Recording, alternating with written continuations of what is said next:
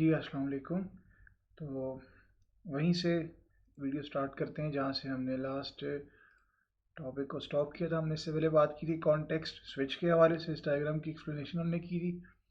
अब चलते हैं कि आपके पास सिस्टम में मल्टीपल प्रोसेसेस चल रहे हैं आप उनके ऊपर किस तरह के ऑपरेशंस परफॉर्म कर सकते हो। तो सबसे पहले आता है, इसने बताया कि ठीक है, एक टाइम में मल्टीपल प्रोसेसेस एग्जीक्यूट होना चाह रहे होते हैं और आपको यकीनन डायनामिकली यानी कि रन टाइम के ऊपर उन प्रोसेसेस को क्रिएट भी करना होगा।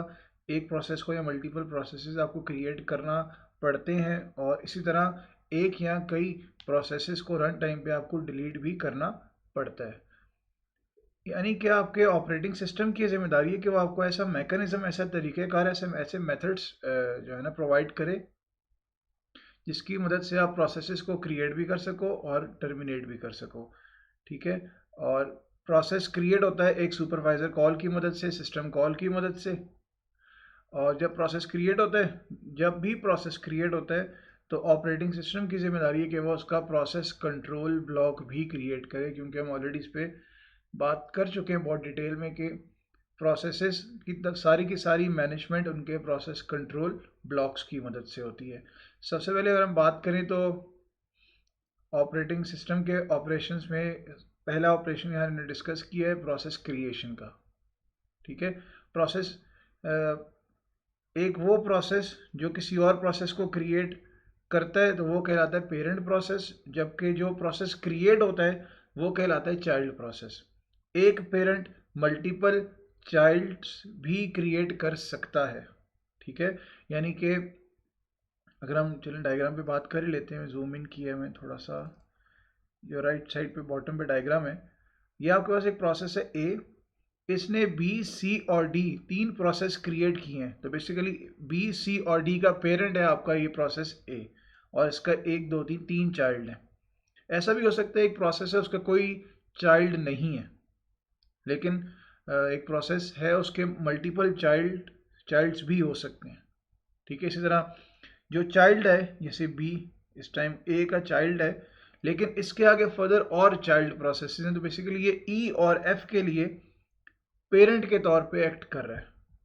ठीक है, तो चाइल्ड के आगे फर्दर चाइल्ड्स भी हो सकते हैं। वापस आए डिस्कशन पे, तो इसने बताया कि पेरेंट प्रोसेस अपनी एग्जीक्यूशन जारी रख सकता है अपने चाइल्ड के साथ भी, यानी कि पेरेंट भी अपने तौर पे एग्जीक्यूट कर रहे हैं और चाइल्ड या उसके मल्टीपल चिल्ड्रन हैं वो अपने तौर पे एग्जीक्यूट कर रहे हैं। और ऐसा भी हो सकता है कि जो है ना उसने अपनी एग्जीक्यूशन कर ली है और अब वो वेट कर रहे हैं कि उसके चाइल्ड या उसके जो चिल्ड्रन है वो अपनी एग्जीक्यूशन ख़त्म करें, वो टर्मिनेट हों, तो फिर आपका पेरेंट प्रोसेस टर्मिनेट हो। मीन्स के पॉसिबल है प्रोसेस पेरेंट अपना काम कर चुका है, पेरेंट प्रोसेस उसके जो चिल्ड्रन प्रोसेस हैं वो भी एग्जीक्यूशन कर रहे हैं या उनकी कंप्लीशन अभी रहती है, तो आपका पेरेंट प्रोसेस भी एक्चुअली भी वेट कर रहा है। क्योंकि in most of the cases ये होता है कि आपके जो चाइल्ड प्रोसेस होते हैं वो एक्चुअली डिपेंड कर रहे होते हैं आपके पेरेंट के ऊपर। तो पेरेंट का रहना ज़रूरी होता है in most of the cases, ताकि आपके जो चाइल्ड प्रोसेसेस हैं वो जो है ना कंटिन्यू रह सकें, वो एग्जीक्यूशन कर सकें। ठीक है, क्योंकि हम आगे भी बात करेंगे, क्लासेस में ऑलरेडी बात की है कि आपके पास प्रोसेसेस होते हैं ना, कोऑपरेटिंग प्रोसेसेस, जो एक दूसरे के साथ कोऑपरेट करके, एक दूसरे के साथ कोऑर्डिनेट करके एक दूसरे पे डिपेंड कर रहे होते हैं। तो आप ये एक परफेक्ट एग्जांपल है कि चाइल्ड ज़्यादातर अपने पेरेंट पे ही डिपेंड कर रहा होता है, तो इसलिए पेरेंट की मौजूदगी ज़रूरी है। पेरेंट सिस्टम में मौजूद होगा ताकि उसके चिल्ड्रन प्रोसेसेस जो हैं वो एग्जीक्यूट कर सकें। फिर वो क्या बताता है कि जो नया चाइल्ड प्रोसेस या प्रोसेसेस क्रिएट किए जाते हैं वो अपने पेरेंट प्रोसेस की डुप्लीकेशन होगा। नॉर्मली चाइल्ड प्रोसेसेस क्रिएट किए जाते हैं ताकि पेरेंट प्रोसेस के ऊपर से लोड कम हो, उसका काम डिस्ट्रीब्यूट हो, पेरेंट प्रोसेस अपना काम शेयर करे अपने जो है ना अपने चाइल्ड प्रोसेस के साथ, या उसके मल्टीपल अगर चाइल्ड प्रोसेसेस हैं तो उनके साथ शेयर करे, ताकि जो है ना काम तेज़ी से बेहतर अंदाज से जो है ना हो सके। फिर ये क्या बताता है, पेरेंट प्रोसेसेस आसानी से कम्युनिकेट कर सकते हैं उनमें चिल्ड्रन के साथ, और यकीनन करते हैं, तभी तो उनको क्रिएट किया जाता है। और हर चाइल्ड अपने आगे फर्दर मज़ीद प्रोसेसेस भी क्रिएट कर सकता है। शुरू में हम इस पे बात कर चुके हैं।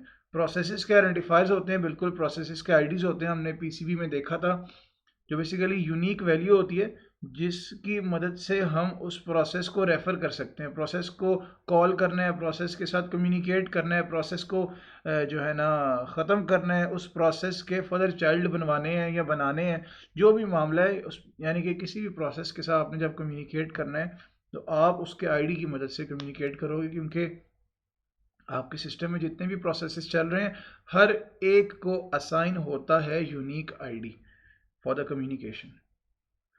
चाइल्ड प्रोसेस की बात करें, जब चाइल्ड प्रोसेस क्रिएट होता है या चाइल्ड प्रोसेसेस क्रिएट होते हैं तो हर एक का अपना अपना पीसीबी क्रिएट होता है, और यानी कि जब प्रोसेस क्रिएट हो, बेशक वो चाइल्ड है या कोई भी, तो उसको रिसोर्सेज चाहिए for the execution. Most importantly उसको मेमोरी में जगह चाहिए। उसका पीसीबी बनेगा, उसके पीसीबी को मेमोरी में जगह चाहिए। उसको एग्जीक्यूशन करनी है तो उसको सीपीयू असाइन हो तो वो एग्जीक्यूशन करेगा। इसी तरह मल्टीपल और रिसोर्सेज भी उसको चाहिए होते हैं। इसलिए जो है ना, ये देख के सब कुछ करना होता है कि प्रोसेस या प्रोसेसेस क्रिएट किए जा रहे हैं तो इतने प्रोसेसेस ही क्रिएट हों जितने हम रिसोर्सेज उनको असाइन कर सकें। लास्ट पॉइंट ये बताता है कि अच्छी प्रैक्टिस है कि रिसोर्सेज को ज़रा लिमिट जो है ना किया जाए। आप जो है ना, एक प्रोसेस है और मल्टीपल चाइल्ड्स क्रिएट करता है, उन तमाम को अगर सारे के सारे रिसोर्सेज उसी वक्त मिल जाएं तो फिर बाकी प्रोसेसेस का क्या होगा। इसलिए ज़रा देखना होता है कि जो है ना, एक हिसाब से चाइल्ड प्रोसेसेस क्रिएट किए जाएं, और वक्तन फ़वक्तन जब उनकी ज़रूरत नहीं है तो उनको किल कर दिया जाए, उनको टर्मिनेट कर दिया जाए, जो हमारा नेक्स्ट टॉपिक है। तो आप लोग ये डायग्राम की एक्सप्लेनेशन भी अगर लिखो तो इस पर एक आध पैराग्राफ तो बन ही जाता है। बाकी जो पॉइंट्स मैंने डिस्कस किए इस पर अगर आप लिखते हो तो एज अ होल ये प्रोसेस क्रिएशन का टॉपिक आपका 2.5-3 पेजेस पे चला जाता है। बुक से भी आप रीडिंग करोगे तो काफ़ी अच्छा मटेरियल आपका बन जाएगा। फिर अगर बात करें नेक्स्ट पे, तो प्रोसेस टर्मिनेशन आता है। प्रोसेस टर्मिनेशन कोई भी जो है ना ऑपरेटिंग सिस्टम है, उसकी ज़िम्मेदारी है कि वो तरीक़ेकार डिफ़ाइन करे कि प्रोसेस को अगर टर्मिनेट करना है तो कैसे करना है। उसका तरीक़ेकार भी होना चाहिए। ज़ाहिरी बात है, जब प्रोसेस क्रिएट हुआ है तो उसको बाद में टर्मिनेट भी करना पड़ता है, या वो प्रोसेस खुद ही टर्मिनेट होना चाहता है तो कोई ना कोई तरीक़ाकार वहाँ पर होना चाहिए। हमें पता है कि प्रोसेस जब क्रिएट होता है उसको चाहिए होते हैं रिसोर्स या रिसोर्सेज, और जब वो ख़त्म होता है तो एक्चुअली वो रिलीज़ करता है वो तमाम के तमाम रिसोर्सेज। इसलिए वक्तन फ़वक्तन जब प्रोसेस कंप्लीट हो जाए तो ज़रूरी है कि उससे रिसोर्स टर्मिनेट हो जाए, तो बेसिकली वो रिसोर्सेज रिलीज़ कर रहा होता है। कहना चाह रहा हूँ कि ऐसा मैकेनिज्म फिर लास्ट में डिफाइन करना होगा कि प्रोसेसेस टर्मिनेट हो सकें ईजीली, ताकि वो रिसोर्सेज भी रिलीज़ करते जाएं।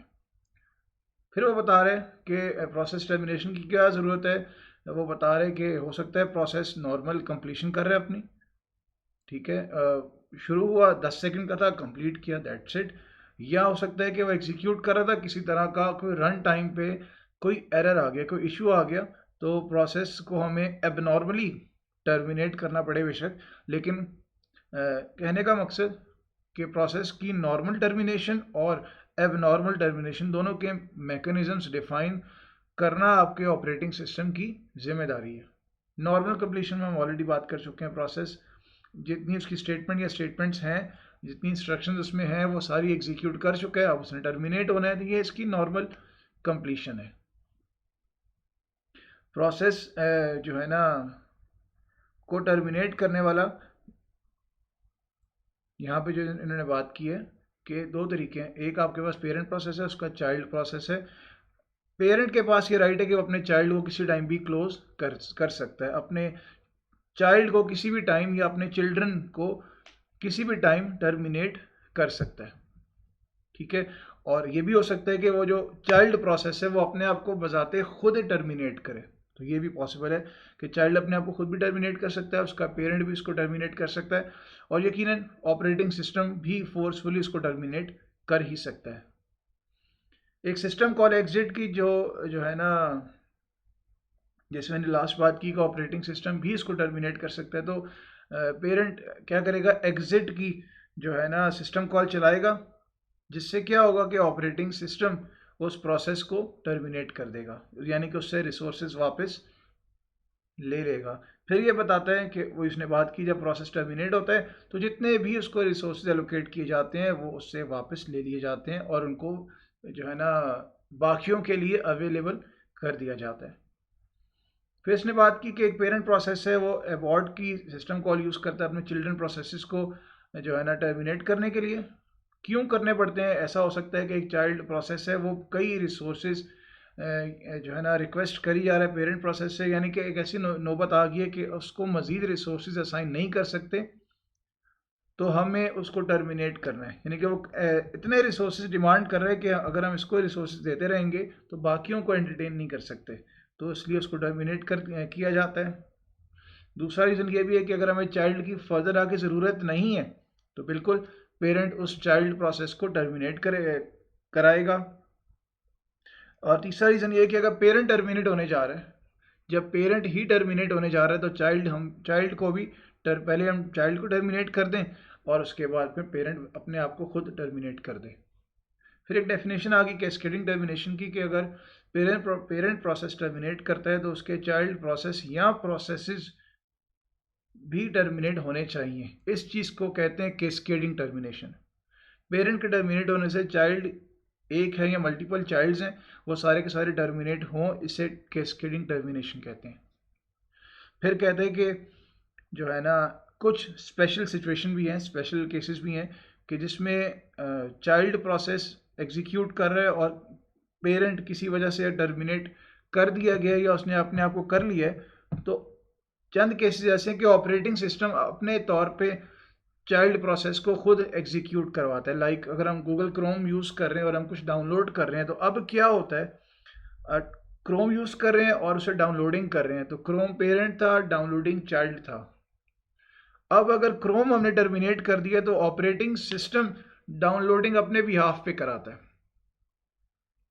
वो डाउनलोडिंग कंप्लीट अपने बिहाफ पे कराता है, इवन दो डाउनलोडिंग का जो पेरेंट प्रोसेस था वो ख़त्म हो चुका है। इसलिए मैंने ऊपर भी ये वर्ड यूज़ किया था कि नॉर्मली ऐसा होता है कि चाइल्ड ख़त्म करें तो अगर पेरेंट ख़त्म करें तो चाइल्ड ख़त्म हो जाता है, लेकिन कुछ स्पेशल केसेस ऐसे होते हैं जहाँ पर ऑपरेटिंग सिस्टम अपने बिहाफ पे चाइल्ड प्रोसेस या प्रोसेसेस को कंप्लीट कराता है।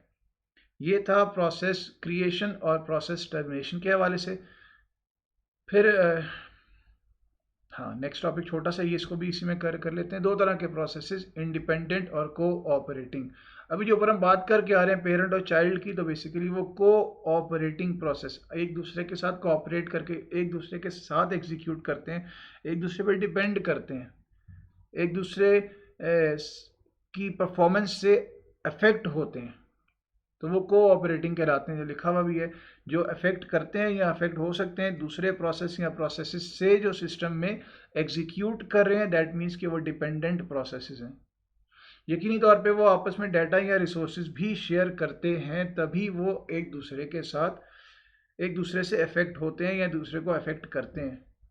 ठीक है, इंफॉर्मेशन शेयरिंग होती है, बिल्कुल होती है। आपस में कम्युनिकेशन स्पीड अप होता है, बिल्कुल होता है। डाटा आपस में ट्रांसफ़र करते हैं, डाटा शेयर करते हैं प्रोसेसेस, तो कम्युनिकेशन स्पीड अप होती है।